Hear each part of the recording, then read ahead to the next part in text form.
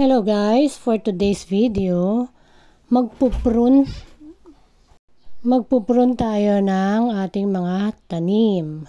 So ang pruning ay nakakatulong sa ating mga tanim para sila ay mas maging maganda ang tubo or para mas magkaroon ng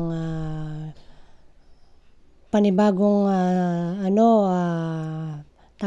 panibagong chance na makapag-grow yung iba pang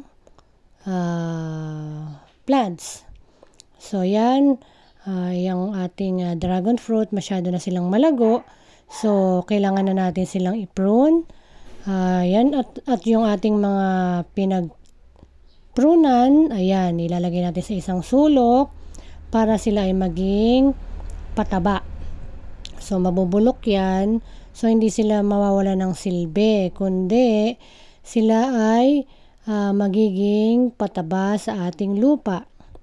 After natin silang mailagay doon, lahat ng mga pinagputulan, pinagtabasan, tatabunan natin yan ng mga lupa para hindi na sila tumubo pa uli. Kasi pagka yan ay nagkaroon ng chance na mabuhay, ay mabubuhay na naman sila yan kasi may mga ugat na yan eh. So itong dragon fruit na ito, medyo mahirap din siyang patayin, kaya gagawa tayo ng paraan para magkaroon siya ng another purpose sa garden natin. Napakarami na rin kasi ng ating dragon fruit. So maganda siyang maging sa fence ilagay para yung mga pusa, yan, hindi sila makakapasok, o kung ano pang mga pests na pwedeng pumasok sa garden. So parang ito yung nagiging way para ma-repel yung mga garden pests like rats, ganyan. Siyempre pag natusok sila dyan, yung mga pusa, so hindi na sila magpupunta sa garden nyo. So malaking bagay din may dragon fruit sa fence, parang repellent sa mga ayaw nyong makapasok sa inyong garden ng mga kinds of animals. So yan, ipuprune natin yan. Bali ang pagpuprune na ganyan is nakakatulong din daw para mamulaklak ang dragon fruit. May napanood akong vlog na si Ana Bungkalan yon, yung vlog niya, yung channel niya. So ang sabi niya, ikat daw yung pinakadulo ng dragon fruit para siya ay ma-force na magbunga. So yan, yung lahat halos ng dulo ng ating dragon fruit ay kinat natin. So yung pinagkatan, hindi natin siya itatapon para meron pa rin siyang silbi. So no waste, 'di ba? Zero waste talaga tayo. Lahat ng ating mga ginagamit ay may purpose. Yan, katulad niyan, yung pinagkatan, pwede mo siyang gawing fertilizer kasi mabubulok yan sila at yun na mismo ang magiging pataba. So lahat halos nakatan na natin lahat ng dulo ng ating dragon fruit. So hopefully sana mamunga na siya at makatikim tayo ng dragon fruit. So na-prune na natin siya. Maghihintay na lang tayo ng kung anong magiging kalalabasan ng ating ginawang pagpuprune. Kung ito ba ay makatulong o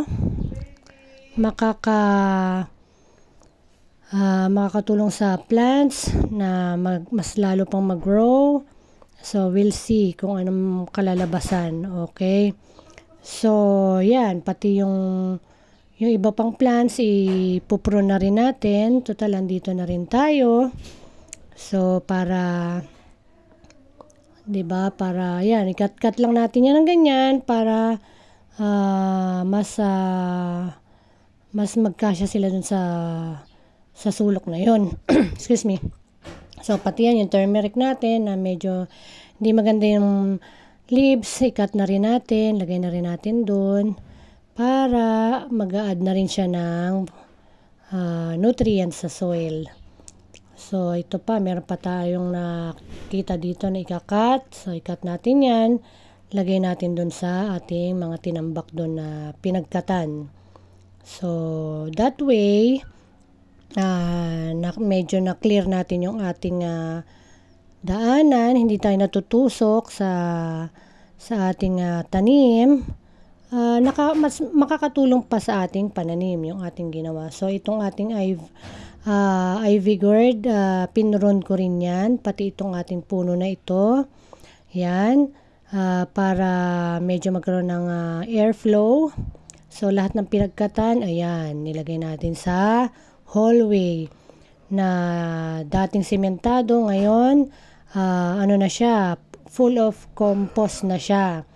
So, ang ating pathway ay compost na, kaya soon, pwede na lang maging pagkain niya ng ating mga halaman na magiging fertilizer nila.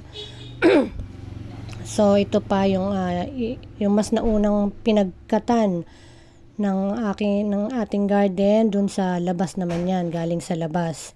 So, nabubulok na siya. Pwede na siyang gamitin pang fill ng raised bed na gagawin ko soon para sa aking papaya na itatransplant.